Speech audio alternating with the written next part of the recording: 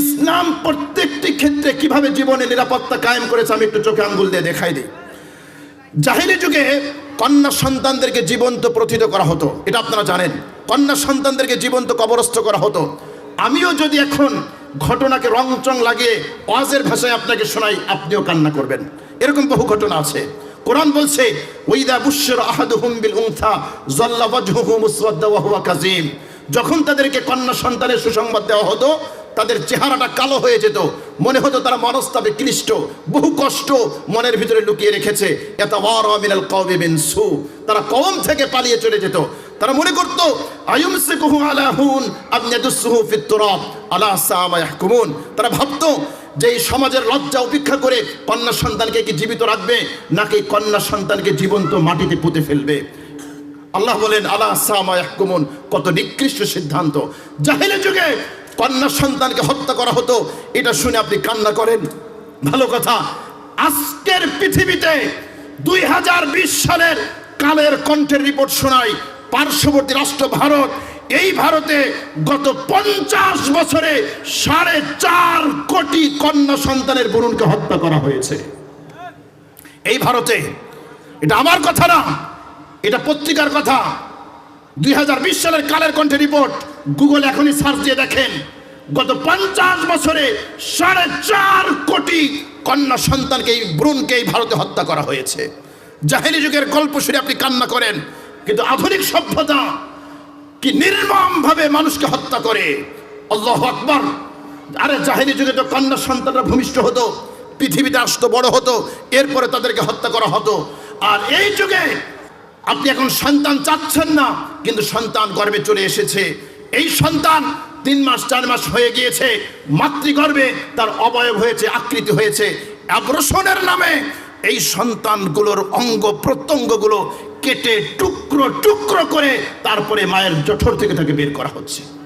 কি নির্মমতা, কি নিষ্ঠুরতা!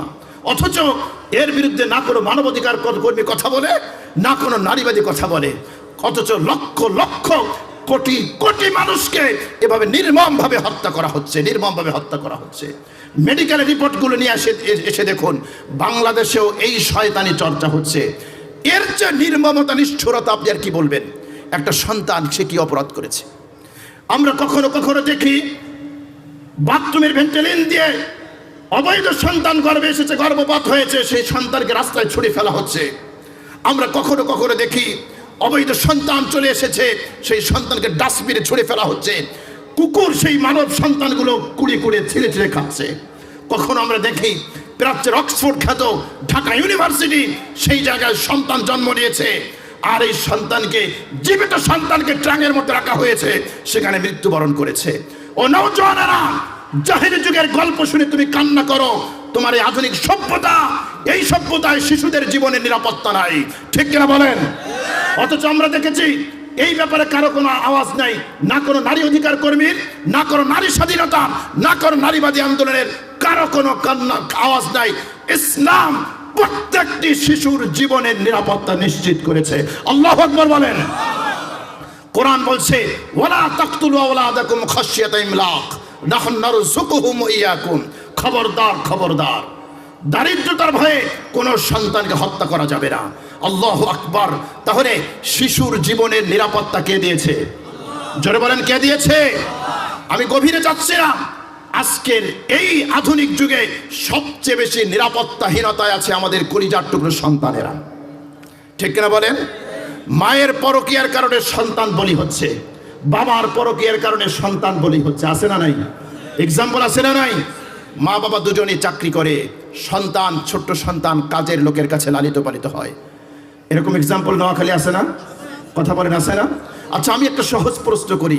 মায়ের যে ভালোবাসা, মায়ের যে স্নেহ, মায়ের যে মমতা, এটা কোনোদিন কাজের লোক দিতে পারবে? দিতে পারবে?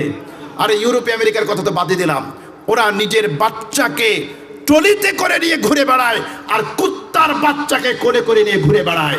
এজন্য আমরা দেখি এই মা আর এই সন্তানের সাথে নারীর বন্ধন তৈরি হয় না। আর যখন এই সন্তান বড় হয়, মা বৃদ্ধ হয়, বাবা বৃদ্ধ হয়, এদেরকে তখন ওল্ড হাউস আর বৃদ্ধাশ্রমে পাঠায়। এটাই বাস্তবতা, এটাই পৃথিবীর বাস্তবতা, এটি আধুনিক সভ্যতার বাস্তবতা। ইসলাম কোরআনের শাসন যদি কায়েম হয়, আল্লাহর জমিনে যদি আল্লাহর আইন বাস্তবায়ন হয়, কোন নিরপরাধ শিশুকে হত্যা করার দুঃসাহস কেউ দেখাবে না। চিল্লায় বলেন ঠিক কিনা?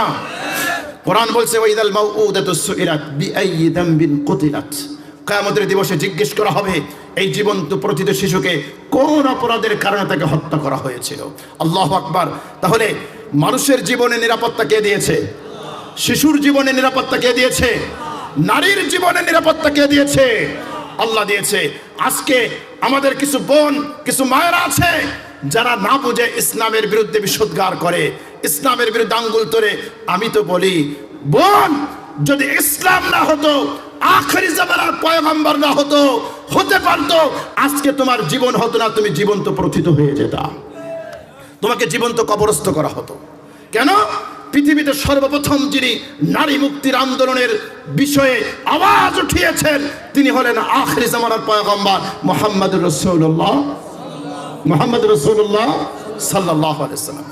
যেই সমাজে নারী জন্মকে যেই সমাজে ঘৃণার চোখে দেখা হতো, যেই সমাজে নারী জন্মকে লজ্জাস্কর মনে হতো, সেই সমাজে দাঁড়িয়ে আখেরি জামানার পয়গম্বরের ঘোষণা, তিরমিজির হাদিস, মান আলা জারিয়াতাইন, যদি কোনো ব্যক্তি দুইটা কন্যা সন্তানকে লালন পালন করে, আনা ওয়া হুয়া ফিল জান্নাতি হাকাযা, নবীজি বলেছেন যে ব্যক্তি দুইটা কন্যা সন্তানকে লালন পালন করবে, এই কন্যা সন্তানের উপরে পুত্র সন্তানকে প্রায়োরিটি দিবে না, আমি আর ওই কন্যার পিতা জান্নাতে পাশাপাশি অবস্থান করব। সুবহানাল্লাহ। 10টা পুত্র সন্তান লালন পালনের ক্ষেত্রে এই ঘোষণা নাই।